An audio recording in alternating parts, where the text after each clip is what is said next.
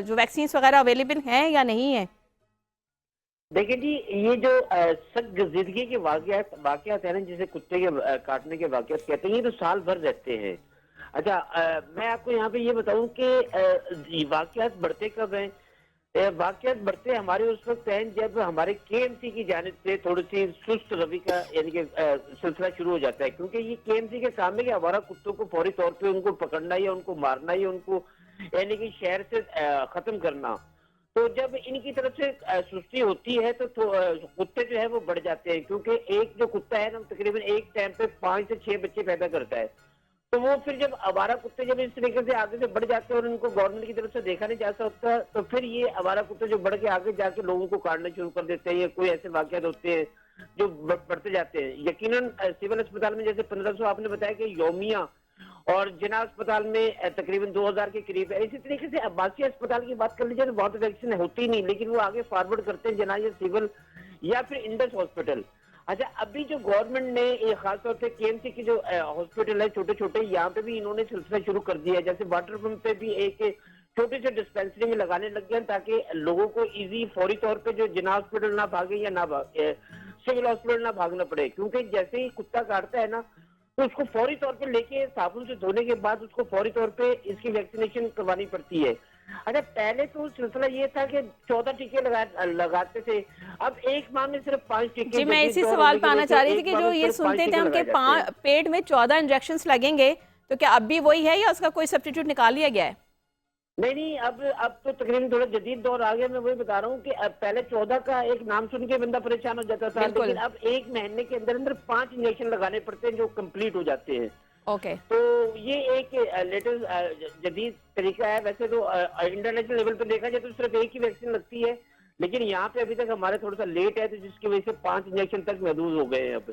अच्छा, आपने बात की कि वैक्सीनेशन अवेलेबल है या नहीं है, तो मैं नहायत अफसोस के साथ कहता हूँ कि ज्यादातर जो चीज है ना, जैसे 1500 लोग आए हैं पिछले महीने में, तो 1500 में से तकरीबन 1000 को लगेगी वैक्सीन। 500 बेचारे वैसे ही घूमते रहेंगे, वो फिरते रहेंगे। या जी, तो क्या वजह है? आप ये कह रहे हैं कि हर साल, इदरीस भाई ये बताइए, आप ये कह रहे हैं कि ये हर साल ही केसेस आते हैं और बढ़ते भी हैं, तो क्यों वैक्सीन जो है वो हॉस्पिटल्स में प्रोवाइड नहीं होती? एक तो ये बताइए। दूसरी बात, एक और चीज़ भी है, जो वैक्सीन है, आप जिना हॉस्पिटल की बात कर लेंगे, जितने भी बड़े हॉस्पिटल्स हैं, वहाँ पे इन इंजेक्शन्स की कीमतें इतनी ज़्यादा हैं कि एक आम आदमी की तो क़ुव्वत ख़रीद नहीं है, वो तो नहीं लगवा सकता इंजेक्शन्स, तो वो क्या करेंगे फिर?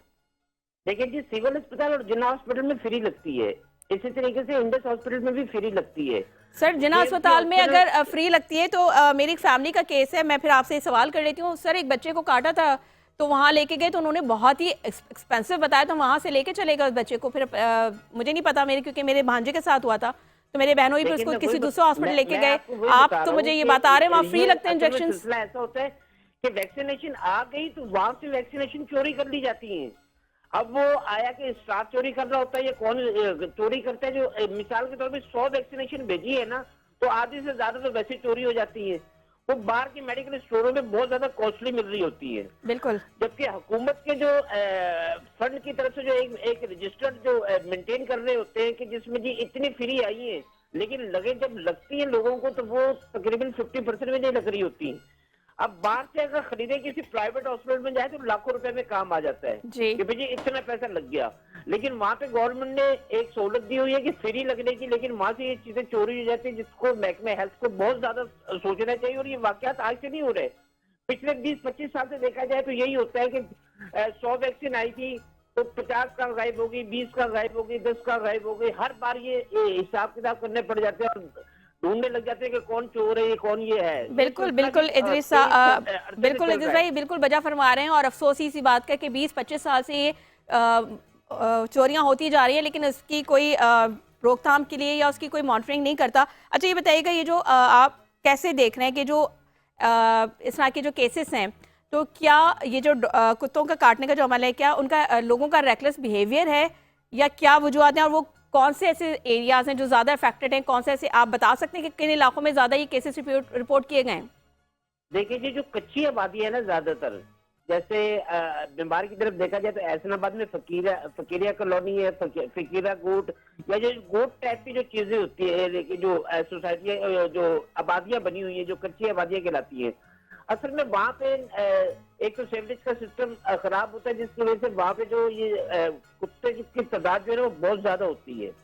अच्छा, यूं तो वैसे तो बड़े शहरों में जैसे गुलशन इकबाल डिफेंस हो गया, ये गुलिस्तान जौहर हो गया, कुत्ते आपको भी यहाँ पे भी मिलेंगे, लेकिन इनकी बनिस्बत वहां पे ज्यादा होती है। अच्छा, अब कुत्ता क्यों काटता है? एक इंसान की फितरत है कि जैसे ही वो कुत्ते के करीब से गुजर रहा हो तो कुत्ते को छेड़ने की कोशिश करेगा, इसको हटाने की कोशिश करेगा, तो कुत्ता ये समझता है शायद मुझे मारने आ रहा है, तो वो फिर उसकी तरफ लपकता है। बिल्कुल ऐसे ही, बिल्कुल ऐसे ही। बताऊं कि देखिए, ये जो रेबिस एंटी रेबिस की जो वैक्सीन लगाते हैं ना, ये हर कुत्ते में नहीं होती, लेकिन हमें एहतियातन फिर भी लगवानी पड़ती है। ये जो पागल कुत्ते होते हैं ना, ये सिर्फ ये एक वायरस है रेबिस का, भी उसी में होता है, आम कुत्ते में नहीं होता। लेकिन अब डर खौफ की वजह से क्या आया कि वो पागल था या नहीं था, इसकी तहकीक की जाने के बजाय फौरी तौर पर हॉस्पिटल पहुंचना चाहिए, तो लोग इसलिए। अच्छा इदरीस भाई, ऑन लाइटर मूड एक आपसे बात पूछना चाहूंगी। आपने भी पागल कुत्तों का जिक्र किया तो मेरे जहन में एक सवाल आ गया। ऑन लाइटर मूड पूछ रही हूँ कि पागल कुत्ते के काटने से कभी कोई ऐसा वाकया आया है कि लोग पागल हो गए?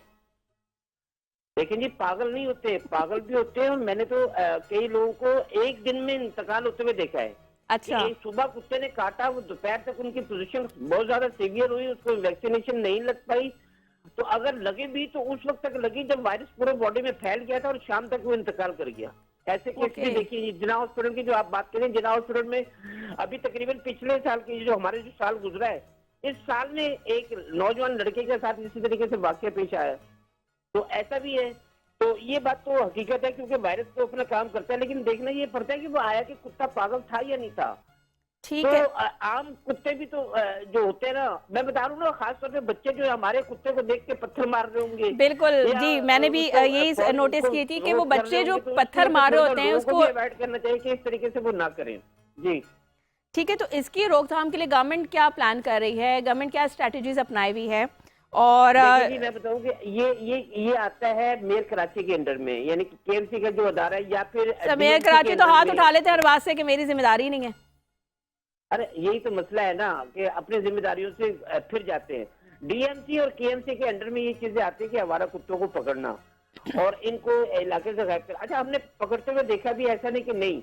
अच्छा, मुफ्त में जैसे जमात इस्लामी की कुछ बनी, पिछले दिनों मैंने खुद देखा कि गुलशन इकबाल में इस्लामी जमात इस्लामी की जो एक अलखिदमत बनी। जिस भाई, आपको लगता नहीं है कि हमारा जो केएमसी का डिपार्टमेंट है वो अपनी जिम्मेदारियां निभाने के बजाय, हम तो ये देखते हैं कि वो आके पार्किंग के पैसे ले रहे होते हैं कि जी ये जो यानी आप एक प्रॉपर पार्किंग को तो समझ आता है, आपकी अगर रोड पे गाड़ी खड़ी हुई वहां से भी वो आके आपसे पार्किंग के पैसे ले रहे हैं, गाड़ियां उठा के लेके चले जाते हैं। तो बहरहाल क्या किया जा सकता है? लेकिन ये बताइए, लोगों को एजुकेट करने के लिए कोई कैंपेन्स चलाई जा रही है इस हवाले से?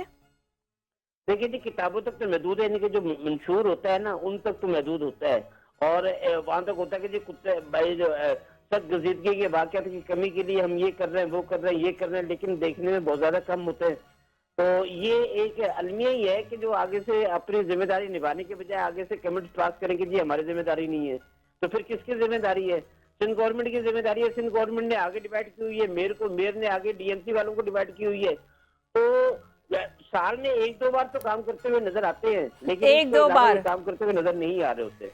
बिल्कुल, बड़ी ज़बरदस्त बात कही आपने कि साल में एक दो बार काम करते हुए नजर आते हैं। बेहद शुक्रिया इदरीस भाई आपका, आपके कीमती वक्त का, और आपने बड़ी तफसील से बताया, और ये डॉग्स की जो वैक्सीनेशन है उसके हवाले से भी आपने बताया।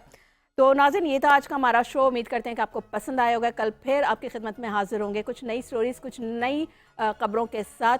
तो देखते